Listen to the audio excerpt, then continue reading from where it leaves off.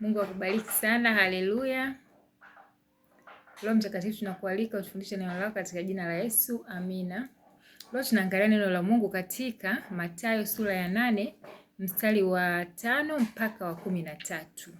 Hapa tunaangalia habari ya akida wa Kapernaum. Bwana Yesu alipoingia pale Kapernaum, huyu akida alimwijia akamwambia, Bwana, mtumishi wangu amelala nyumbani anaumwa. Bwana Yesu akasema nitakuja nimponye.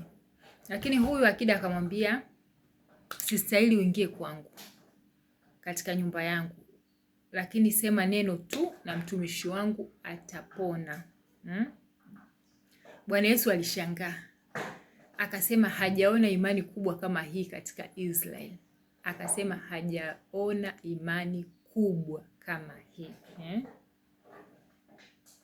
Ina maana kwamba huyu akida alilijua neno la Mungu linalosema kwamba ulituma neno lako huponya, uwatoa katika maangamizo yao. Akaamini kwamba Yesu atakaposema neno tu, yule mtumishi wake atapona. Pia alijua maandiko yanayosema kwamba neno la Mungu likishatoka halimrudii bure, litafanya lile ambalo limekusudiwa.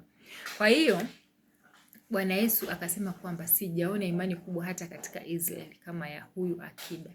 Akasema wengi watakuja kutoka mashariki, magharibi, kaskazini, kusini, wataketi na Ibrahim, Isaka na Yakobo katika uzima wa milele, na wana wa ufalme watakuwa kutupwa nje.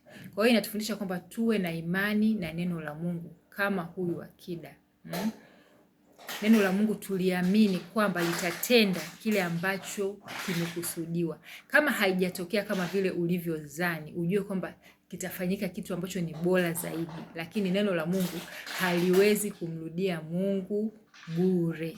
Hivyo tuwe na imani na neno la Mungu. Amina.